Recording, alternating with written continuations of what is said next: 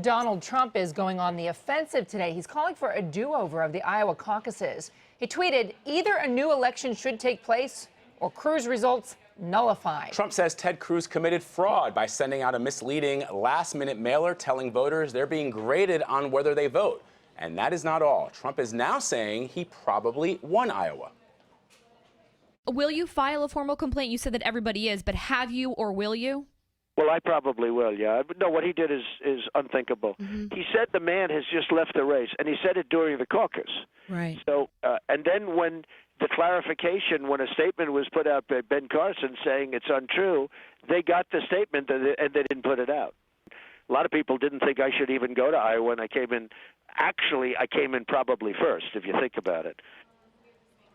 Well, earlier Trump tweeted that Ted Cruz illegally stole the Iowa caucus. He has since deleted that tweet, taking the word illegal out of it. Katrina Pierson is the national spokesperson for the Trump campaign. Why is he walking back on his call for a new caucus in Iowa?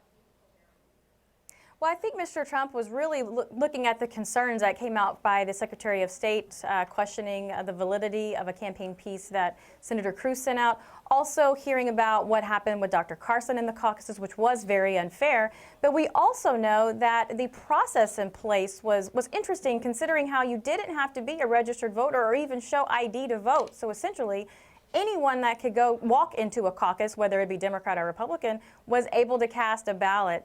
And so that's one of the reasons why Mr. Trump was very concerned about the process and wanting to possibly have a do-over. But Katrina, he deleted the tweet saying that Cruz had stolen the caucus election night illegally. Right, but he still says that the election might have been stolen. He just took out the one illegally because the Secretary of State had raised questions, but it hasn't been resolved yet. But he's still calling for the results to be nullified. Is there any kind of a legal precedent here? And have you spoken to anybody at the RNC about it?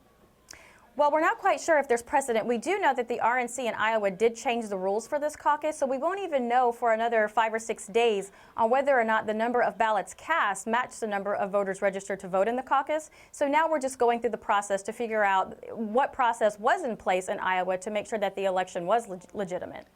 Are you concerned that now that the focus is on New Hampshire, the primary is less than a week away, all this does is make Donald Trump look like a spoil sport? Yeah.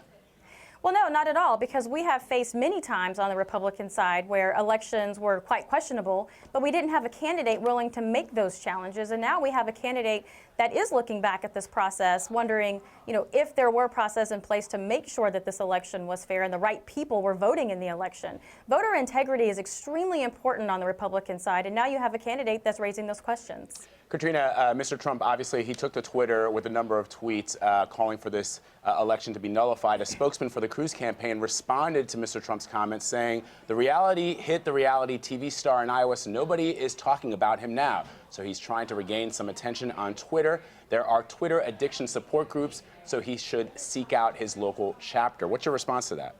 Well, my response is that everyone is still talking about Mr. Trump because he is doing very well in New Hampshire and still campaigning out there across the country. And that's not really the case here. What's in question is whether or not there is voter integrity, particularly in the caucus. And I think if you ask Dr. Carson as well, he has similar concerns.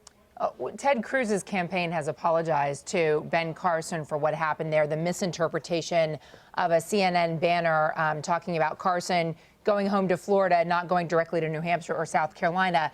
And the Cruz campaign had interpreted that to mean that he was suspending his campaign, went out to the voters in Iowa.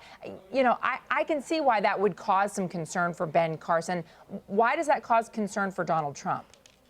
Well, I think it's the bigger picture. This wasn't just an email that they sent out or that their surrogates were pushing at the caucus in front of Dr. Carson's wife, but even phone calls that were made prior to that night. A lot of voters were concerned that the Cruz campaign was calling them about Dr. Carson, trying to get them not to vote for Dr. Carson, but to vote for Cruz. So there's just a lot of things, or as Dr. Carson would put it, dirty tricks that the Cruz campaign has done.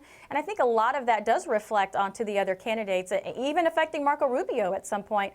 So I think there is a question and a cause for concern, and to take a pause to look at that process to see if in fact there was anything that might be construed as either illegitimate or dirty tricks, for that matter, to use the words of Dr. Carson. But Katrina, could it come down to just the fact that Ted Cruz was much more organized in Iowa? He had a better ground game. Right. Donald Trump chose to skip the last debate. Perhaps that turned some of the voters off in Iowa. Could that be a fundamental problem there within the campaign itself?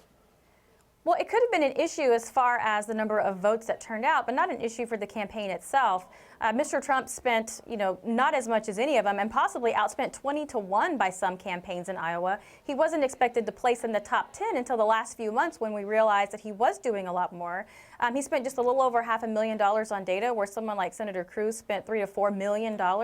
So really, Mr. Trump came out well in the caucus, considering the number of votes that he received in previous winners of the caucus. So coming out number 2 wasn't bad. It's just now we're looking at what really happened and if the caucus did have issues with this process. Katrina, one last thing before you go. Mr. Trump a day ago tweeted that I don't believe I have been given any credit by the voters for self-funding my campaign, the only one. I will keep doing, but not worth it. What's not worth it? Running for president, running in Iowa? What does he mean by that?